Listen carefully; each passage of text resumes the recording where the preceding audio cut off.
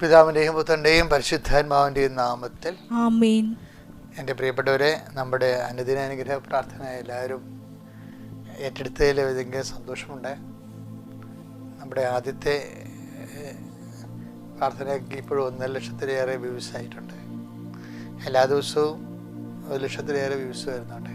അപ്പോൾ നിങ്ങളത് ഷെയർ ചെയ്യുന്നുണ്ടെന്ന് എൻ്റെ അർത്ഥം. ഇനിയും ഷെയർ ചെയ്യണമെന്ന് അഭ്യർത്ഥിച്ചുകൊണ്ട് കർത്താവിൻ്റെ വരപ്രസാദം ഒരു ഉഷസ്സിൻ്റെ പ്രസാദം പോലെയാണ് നിങ്ങളുടെ ഹൃദയത്തിലേക്ക് ചൊരിയുന്നത്. ഇതൊരു ദൈവ പദ്ധതിയാണ്, ദൈവാനുഗ്രഹമാണ്. പരിശുദ്ധമ്മയുടെ പ്രത്യക്ഷീകരണത്തിൽ 20ാമത്തെ വർഷം ദൈവം നമുക്ക് നൽകിയ വരദാനമാണ്. സോ നമുക്ക് പ്രത്യക്ഷ പ്രാർത്ഥനയ്ക്ക് വരാം. ഏറ്റു പ്രാർത്ഥിക്കുക. അമ്മേ പരിശുദ്ധമ്മേ, അമ്മേ പരിശുദ്ധമ്മേ, ദൈവമാതാവേ, ദൈവമാതാവേ, അന്ന് അങ്ങ് കൃപാസനത്തിൽ പ്രത്യക്ഷപ്പെട്ട് വരാൻ പോകുന്ന മഹാദുരന്തത്തിൽ നിന്ന് രക്ഷപ്പെടാൻ എല്ലാവർക്കും വേണ്ടി പ്രാർത്ഥിക്കുവാനും ആവശ്യപ്പെട്ടിട്ട് 20 വർഷം തികയുന്ന ഈ വേളയിൽ കൃപാസനത്തിലൂടെ ഞങ്ങൾക്കും ഈ ദേശത്തിനും അമ്മ മാധ്യസ്ഥം തേടി തന്ന എല്ലാ അനുഗ്രഹങ്ങൾക്കും കൃപകൾക്കും ഞങ്ങളിപ്പോൾ ഹൃദയം നിറഞ്ഞ നന്ദി പറയുന്നു. അമ്മേ പരിശുദ്ധമ്മേ, ജപമാല മാതാവേ, സകല കൃപാസനം പ്രാർത്ഥനകളോടും ചേർത്ത് ഞങ്ങളിപ്പോൾ പ്രാർത്ഥിക്കുന്ന ഈ കുടുംബത്തിന്റെ പ്രത്യേക നിയോഗം പറയണം കേട്ടോ. ഇന്നത്തെ നിയോഗമാണ്.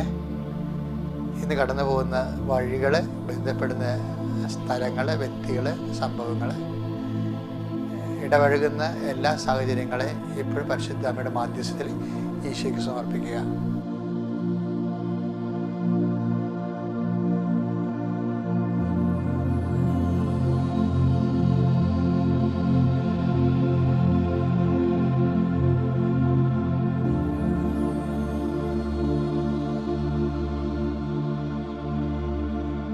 അമ്മയുടെ പ്രത്യക്ഷീകരണത്തിന്റെ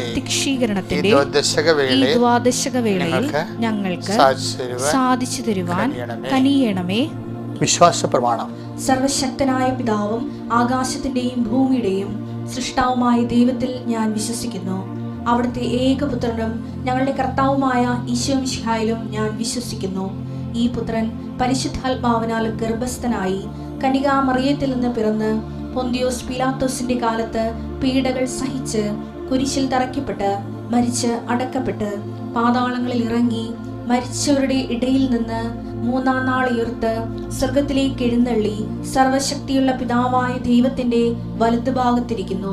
അവിടെ നിന്ന് ജീവിക്കുന്നവരെയും മരിച്ചവരെയും വിധിക്കുവാൻ വരുമെന്നും ഞാൻ വിശ്വസിക്കുന്നു. പരിശുദ്ധാത്മാവിലും ഞാൻ വിശ്വസിക്കുന്നു. വിശുദ്ധ കത്തോലിക്കാ സഭയിലും പുണ്യവാന്മാരുടെ ഐക്യത്തിലും പാപങ്ങളുടെ മോചനത്തിലും ശരീരത്തിന്റെ ഉയർപ്പിലും നിത്യമായ ജീവിതത്തിലും ഞാൻ വിശ്വസിക്കുന്നു. ആമേൻ. സ്വർഗ്ഗസ്ഥനായ ഞങ്ങളുടെ പിതാവേ, അങ്ങയുടെ നാമം പൂജിതമാകണമേ. അങ്ങയുടെ രാജ്യം വരണമേ. അങ്ങയുടെ തിരുമനസ് സ്വർഗത്തിലെ പോലെ ഭൂമിയിലും ആകണമേ. അന്നു വേണ്ടുന്ന ആഹാരം ഇന്ന് ഞങ്ങൾക്ക് തരണമേ. ഞങ്ങളോട് തെറ്റ് ചെയ്യുന്നവരോട് ഞങ്ങൾ ക്ഷമിക്കുന്നത് പോലെ ഞങ്ങളുടെ തെറ്റുകൾ ഞങ്ങളോടും ക്ഷമിക്കണമേ. ഞങ്ങളെ പ്രലോഭനത്തിൽ ഉൾപ്പെടുത്തരുതേ, തിന്മയിൽ ഞങ്ങൾ രക്ഷിക്കണമേ. ആമേൻ. നന്മ നിറഞ്ഞ മറിയമേ, സ്വസ്തി. കർത്താവ് അങ്ങയുടെ കൂടെ സ്ത്രീകളിൽ അങ്ങ് അനുഗ്രഹിക്കപ്പെട്ടവളാകുന്നു. അങ്ങയുടെ ഉദരത്തിൻ ഫലമായി ഈശോ അനുഗ്രഹിക്കപ്പെട്ടവനാകുന്നു. പരിശുദ്ധ മറിയമേ, തമ്പുരാന്റെ അമ്മേ, പാപികളായ ഞങ്ങൾക്ക് വേണ്ടി ഇപ്പോഴും ഞങ്ങളുടെ മരണസമയത്തും തമ്പുരാനോട് അപേക്ഷിക്കണമേ. ആമേൻ. എൻ്റെ പ്രിയപ്പെട്ടവരെ, ഇന്ന് കർത്താവിൻ്റെ ദിവസം വെള്ളിയാഴ്ചയാണ്, നവംബർ 22-ാം തീയതി. അപ്പം നമ്മൾ ഇന്ന് കണ്ടുമുട്ടുന്ന എല്ലാ വ്യക്തികളിലും കർത്താവിൻ്റെ കൃപ ചൊരിഞ്ഞു നിൽക്കണം. നിങ്ങൾ എനിക്കൊരു ആശീർവാദമായിരിക്കും. എബ്രാഹത്തിന് കൊടുത്ത വിശ്വാസി എന്ന് പറയുന്നതാണ് എബ്രാഹാം. നമ്മളിൽ എല്ലാവരും എബ്രാഹാം ജീവിക്കുന്നുണ്ട്. whenever you believe you became Abraham. Abraham എന്താണ്? ദൈവത്തിൻ്റെ അനവധിയായ വാഗ്ദാനങ്ങൾക്ക് അർഹനായ ആളാണ് എബ്രാഹാം. എബ്രാഹാം എന്ന് പറയുന്നത് ആരാണ്? വിശ്വാസത്തിന് വേണ്ടി ദൈവതിരുസന്നിധിയിൽ വചനം നിറവേറ്റാൻ ഏതറ്റ കൈയും ചെയ്യാവുന്ന ഒരു വ്യക്തി പ്രാഭവത്തിൻ്റെ പേരാണ് എബ്രാഹാം. അപ്പം when we believe we become Abraham. നമ്മൾ ദൈവത്തിൻ്റെ വചനത്തിൽ വിശ്വസിക്കുന്ന ആ നിമിഷം മുതൽ നമ്മൾ എബ്രാഹാമാകും. അപ്പോൾ എബ്രാഹത്തിന് കൊടുത്ത ഫസ്റ്റ് പ്രോമിസ് എന്താണ്? You will be a blessing to the entire universe. നീ ഈ ഒരു വലിയ അനുഗ്രഹമായിരിക്കും ജനങ്ങൾക്ക്. വിശ്വസിക്കുന്ന എല്ലാവർക്കും അനുഗ്രഹമാണ്. കർത്താവെ, അങ്ങയുടെ മക്കള് ഈ നിമിഷം അങ്ങയുടെ നാമത്തിൽ പ്രാർത്ഥിക്കണം. കർത്താവ്, ഈ പ്രഭാതത്തെ ഓർത്ത് നന്ദി പറയുന്നതോടൊപ്പം തന്നെ ഇന്ന് കണ്ടുമുട്ടുന്ന വ്യക്തികളെ നീ ആശീർവദിക്കണം. കർത്താവെ, നിന്റെ തിരുമുറിവാകുന്ന വലതുകരം മക്കളുടെ ശിരസിൽ വെക്കണം. കർത്താവെ, അടിപ്പിടർ പോലെ വൈദ്യാഘാതം പോലെ ദൈവികമായ ശക്തി അങ്ങയുടെ മക്കളിലേക്ക് ഒഴുകണം. എല്ലാ സദ്യബന്ധങ്ങളിൽ കർത്താവിൻ്റെ രക്തം നിറയട്ടെ. മാംസപേശികളിൽ കർത്താവിൻ്റെ രക്തം നിറയട്ടെ. രക്തഞരമ്പുകളിൽ കർത്താവിൻ്റെ രക്തം നിറയട്ടെ. കർത്താവെ, അങ്ങയുടെ മക്കൾ എന്ത് വിഷയത്തിനാണോ ഏറ്റവും കൂടുതൽ ഭാരപ്പെടുന്നത്, ഉത്കണ്ഠപ്പെടുന്നത്, ആ വിഷയത്തിന് മേൽ ദൈവികമായ ശക്തി ഈ നിമിഷം ആവശ്യിക്കട്ടെ. കർത്താവ്, അങ്ങയുടെ കൃപയെന്ന് പറയുന്നത് അങ്ങയുടെ ശക്തിയാണല്ലോ.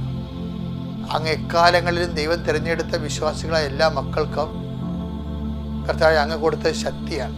കർത്താവ്, ഞങ്ങളെ ബലപ്പെടുത്തണമെന്ന് പ്രാർത്ഥിക്കുന്നു.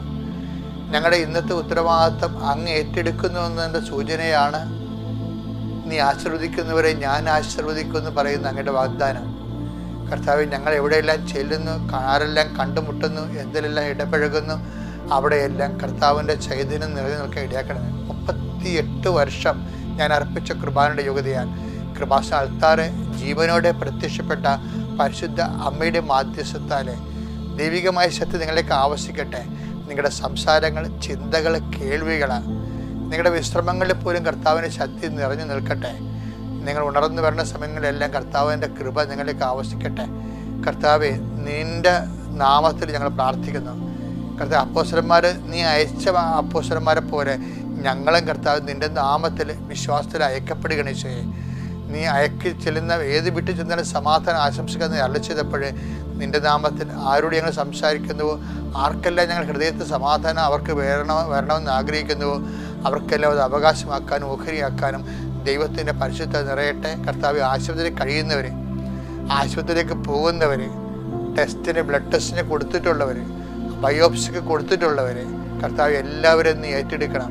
കർത്താവ്, വല്ലപാടും ചത്താൽ മതിയാന്ന് ചിന്തിച്ച് നടക്കുന്ന ആൾക്കാരുണ്ട് ഈശോയെ.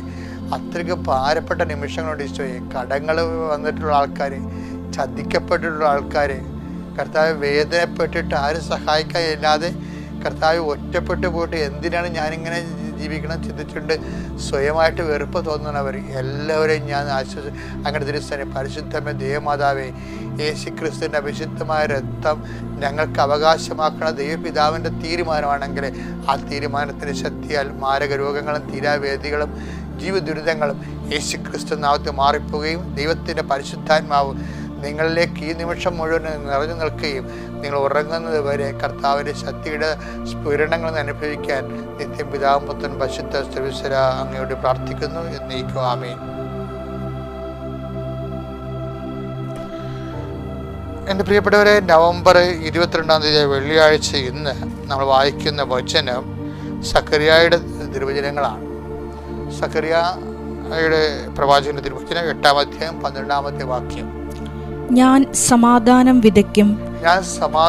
വിതയ്ക്കും, മുന്തിരി ഫലം നൽകും, നിലം വിളവ് നൽകും, ആകാശം മഞ്ഞു പൊഴിക്കും, ഈ ജനത്തിൽ അവശേഷിക്കുന്നവർ ഇതെല്ലാം അവകാശമാക്കാൻ ഞാൻ ഇടയാക്കും. അതായത് എൻ്റെ മക്കൾ ഇതിൻ്റെ അകത്ത് വരുന്ന വിഷയങ്ങൾ അറിയാമോ? ഇപ്പം ഞാൻ തന്നെ 1974-77 എൻ്റെ ജീവിതത്തിൽ വല്ലാത്തൊരു വിഷമസന്ധി ഉണ്ടായി. കാര്യം ഞാൻ കോളേജിൽ 2 വിഷയം എനിക്ക് ഫ്ലോപ്പായി. സെമിനാറിലെ എൻട്രൻസ് പരീക്ഷയിൽ 4 വിഷയം എനിക്ക് ബുദ്ധിമുട്ടായി. അപ്പോൾ സെക്കൻഡ് ഇയർ വന്നപ്പോൾ എനിക്ക് എല്ലാ വിഷയങ്ങളും ഒരുമിച്ച് എഴുതേണ്ടി വന്നു. ദുഃഖവെള്ളിയാഴ്ച ഞാൻ 22 മണിക്കൂർ പഠിച്ച ഒരു ദുഃഖവെള്ളിയാഴ്ച ഉണ്ടായിരുന്നു. അപ്പോൾ ഞാനോർത്തു എൻ്റെ ജീവിത വള്ളം മുങ്ങിപ്പോയി. അപ്പോൾ ഞാനോർത്തു ഏതെങ്കിലും വിഷയത്തിന് പോയാലും കോളേജ് തോറ്റാലും എൻട്രൻസ് തോറ്റാലും വീട്ടിൽ പോകേണ്ടി വരും. അപ്പോൾ എൻ്റെ ദൈവവിളി ദുരാശരായിപ്പോയി. ആ സമയത്ത് എൻ്റെ മനസ്സിൽ തോന്നിയൊരു വിഷമം എന്ന് പറയണത്, ദൈവമേ സത്യം പറഞ്ഞാൽ എനിക്ക് ദൈവവിളി ഉണ്ടോ, ഉണ്ടെങ്കിൽ ഞാൻ എങ്ങനെ അറിയും? അന്നൊക്കെ കരിസ്മാറ്റിക്സും ദൈവത്തിൻ്റെ വചനവും ഒന്നും നമുക്കിതുപോലെ സംലഭ്യമല്ലായിരുന്നു. പക്ഷേ എൻ്റെ കർത്താവ് എൻ്റെ മുമ്പിൽ എൻ്റെ പഠനത്തിൻ്റെ ഭാഗമായിട്ട് ഒരു ബൈബിൾ വെച്ചിരുന്നു. ശരിക്കും പറഞ്ഞാൽ ആ ബൈബിളല്ല ഞാൻ പഠിച്ചുകൊണ്ടിരുന്നത്, എക്കണോമിക്സ് ആയിരുന്നു പഠിച്ചുകൊണ്ടിരുന്നത്. പക്ഷേ അന്ന് എൻ്റെ മനസ്സിൽ ഞാൻ പഠിക്കാൻ പോകുന്ന സമയത്ത് ഭജനം കൊണ്ടുപോകുമായിരുന്നു. എന്തിനു വേണ്ടിയാണെന്ന് എനിക്കറിയത്തില്ലായിരുന്നു. ഇന്നാണ് നമുക്ക് മനസ്സിലാകേണ്ടത് അത് കർത്താവ് തന്നെയാണെന്ന്. അപ്പോൾ എൻ്റെ ആ ഒരു പ്രതിസന്ധി വന്നപ്പോൾ എൻ്റെ മനസ്സിൽ പരിശുദ്ധാത്മാവ് പറഞ്ഞു, you just take it and open എന്ന് പറഞ്ഞു. അപ്പോൾ ഞാനൊരു വിശ്വാസപ്രമാണം ചൊല്ലി. ആരും എന്നോടത് പറഞ്ഞതല്ല. വിശ്വാസപ്രമാണം ചെല്ലാൻ വേണ്ടി എൻ്റെ മനസ്സിൽ പരിശുദ്ധാത്മാവ് തോന്നിച്ചതാണ്. ഞാനത് ചൊല്ലിക്കഴിഞ്ഞിട്ട് ഞാനത് ഓപ്പൺ ചെയ്തപ്പോൾ കിട്ടിയ വചനം എന്നറിയാവോ? ജോസഫിനെ ഞാൻ അനുഗ്രഹിക്കുമെന്നാണ്. എൻ്റെ കണ്ണ് നിറഞ്ഞു പോയി. എനിക്ക് വല്ലാത്തൊരു ആന്തരിക അഭിഷേകം വന്നു. അന്ന് അഭിഷേകം എന്ന വാക്കുപോലും ഉപയോഗിക്കാറില്ല. കേരള സഭയിൽ ഒരു സഭയിൽ ഉപയോഗിക്കാറില്ല. അതൊക്കെ പുതിയ ആധ്യാത്മികതയുടെ ജനത്തിൻ്റെ അനുഭവങ്ങളാണ്. അപ്പോൾ വല്ലാത്തൊരു പിരിവിരിപ്പ് നെഞ്ചിൽ നിന്ന് സരസിൽ നിന്ന് കയറി ഇറങ്ങണ പോലെ എനിക്ക് തോന്നി. അപ്പോൾ എൻ്റെ മനസ്സിൽ ആ വചനം ഞാൻ വിശ്വസിച്ചു. അപ്പോൾ എനിക്ക് മനസ്സിലായി, എനിക്ക് ദൈവവിളിയുണ്ട്, ഞാൻ ഇവിടെ പരാജയപ്പെടുത്തില്ല, എന്നെ വിജയിപ്പിക്കുന്ന സ്വർഗത്തിലെ ദൈവം എന്നെ വിജയിപ്പിക്കുമെന്ന് എന്നെ മനസ്സിലാക്കി. പക്ഷെ അതുകൊണ്ട് ഞാൻ എഴുതാത്ത പരീക്ഷയ്ക്ക് ഞാൻ 45 മാർക്കിന് എഴുതിയിട്ടുള്ള ലാറ്റിൻ ഗ്രാമർ. പക്ഷേ ദൈവം എനിക്ക് റിസൾട്ട് വന്നപ്പോൾ 90 തന്നു. അതെന്താണ്? അത് അന്ന് തന്നെ എനിക്ക്, ഇന്നാണ് നമുക്ക് അതിൻ്റെ പൊരുൾ മനസ്സിലാകണത്. അത് not by merit but by grace. അപ്പോൾ ദൈവം, നിങ്ങൾ ചോദിക്കും ദൈവം വരുന്നവർക്കെല്ലാം ഗ്രേസ് മാർക്ക് കൊടുക്കുമെന്ന്. അങ്ങനെയല്ല എൻ്റെ അർത്ഥം. പോയാൽ പിന്നെ ദൈവം മാത്രമേ നമുക്കുള്ളൂ. അത് നമ്മുടെ യോഗ്യതയെ അടിസ്ഥാനപ്പെടുത്തിയല്ല, ദൈവത്തിൻ്റെ കൃപ. പക്ഷെ ഞാനന്ന് ആ വചനം വിശ്വസിച്ചു. എന്താണ്? ജോസഫിനെ ഞാൻ അനുഗ്രഹിക്കും, മാസം തോറും സൂര്യപ്രകാശത്തിൽ വിളയുന്ന നല്ല ഫലങ്ങൾ ഞാൻ നിനക്ക് തരുമെന്നൊക്കെ പറഞ്ഞ് മോശ ജോസഫിന് കൊടുക്കുന്ന അനുഗ്രഹങ്ങളാണ്. അപ്പോൾ എൻ്റെ പേര് ചൊല്ലി വിളിച്ചെന്ന് പറഞ്ഞപ്പോൾ തന്നെ എനിക്ക് മനസ്സിലായി ദൈവത്തിന് എന്നെക്കുറിച്ച് കരുതലുണ്ടെന്ന്. ഞാനാണ് ഇന്ന് ഇവിടെ നിൽക്കുന്നത്, നിങ്ങളുടെ ദിവസം നിങ്ങളോട് സംസാരിക്കുന്നത്. നമ്മൾ എപ്പോഴും ശ്രദ്ധിക്കുക, അവശേഷിക്കുന്നവരെന്ന് പറഞ്ഞാൽ എന്താ? അവശേഷിക്കുന്നവരെ ഞാൻ അനുഗ്രഹിക്കുന്ന പറയണത്. ഒരു വലിയ ഒരു പ്രത്യാഘാതമോ ഒരു അഗ്നിപരീക്ഷയോ കഴിഞ്ഞതിന് ശേഷം അവശേഷിക്കുന്ന ഒരു ചുരുക്കമാണ്. നമ്മുടെ ഒരു ജീവിതത്തിലെ ഒരു വലിയ ഒരു അഗ്നിപരീക്ഷയ്ക്ക് ശേഷം വീണ്ടും വിശ്വാസം നമ്മൾ അവശേഷിക്കുകയാണെങ്കിൽ അതിൻ്റെ അർത്ഥം അങ്ങനെ അവശേഷിക്കുന്നവർക്കാണ് വാഗ്ദാനം ദൈവം സഫലമാക്കുന്നത്. അതുകൊണ്ട് എനിക്ക് പറയാനുള്ളൊരു അപേക്ഷയെന്ന് പറയണത്, എന്ത് അഗ്നിപരീക്ഷ ഉണ്ടായാലും, അല്ലാതെ നിങ്ങൾ തള്ളിപ്പറഞ്ഞാലും, നിങ്ങൾ ആശ്രയം വെച്ച സ്ഥലത്തു നിന്നെല്ലാം നിങ്ങൾക്ക് പരാജയം ഏറ്റുപേടിച്ചാലും വിശ്വാസം അവശേഷിക്കണം. കർത്താവ് ഉദ്ദേശിക്കണം അത് തന്നെയാണ്. 8:18 നമ്മൾ വായിക്കുന്നുണ്ട് ലൂക്കായുടെ സുവിശേഷത്തിൽ 18:8 എന്താ പറയണത്? എങ്കിലും മനുഷ്യപുത്രൻ വരുമ്പോൾ വിശ്വാസം അവശേഷിക്കുമെന്ന്. അപ്പോൾ അവശേഷിക്കേണ്ടത് എന്താണ്? വിശ്വാസമാണ് അവശേഷിക്കേണ്ടത്. എപ്പോഴാണ് വിശ്വാസം അവശേഷിക്കേണ്ടത്? ഒരു അഗ്നിപരീക്ഷ, രോഗം, പീഡനം, തകർച്ച എല്ലാം കഴിഞ്ഞാലും വിശ്വാസം അവശേഷിക്കുന്നുണ്ടെങ്കിൽ തീർച്ചയായിട്ടും അനുഗ്രഹിക്കപ്പെടും. അങ്ങനെ എല്ലാ പ്രശ്നങ്ങളെ അതിജീവിച്ചുകൊണ്ട്, വിശ്വാസം അതിജീവിപ്പിച്ചുകൊണ്ട് അതിൻ്റെ ആ വിശ്വാസത്തിൻ്റെ അവശേഷിപ്പിൻ്റെ അടിസ്ഥാനത്തിൽ വാഗ്ദാനം പാലിക്കുന്ന ദൈവത്തിൻ്റെ വാഗ്ദാനം പ്രാപിക്കുവാൻ കർത്താവ് നിങ്ങളെ അനുഗ്രഹിക്കട്ടെ. പിതാവിൻ്റെയും പുത്രൻ്റെയും പരിശുദ്ധാത്മാവിൻ്റെയും നാമത്തിൽ ആമേൻ.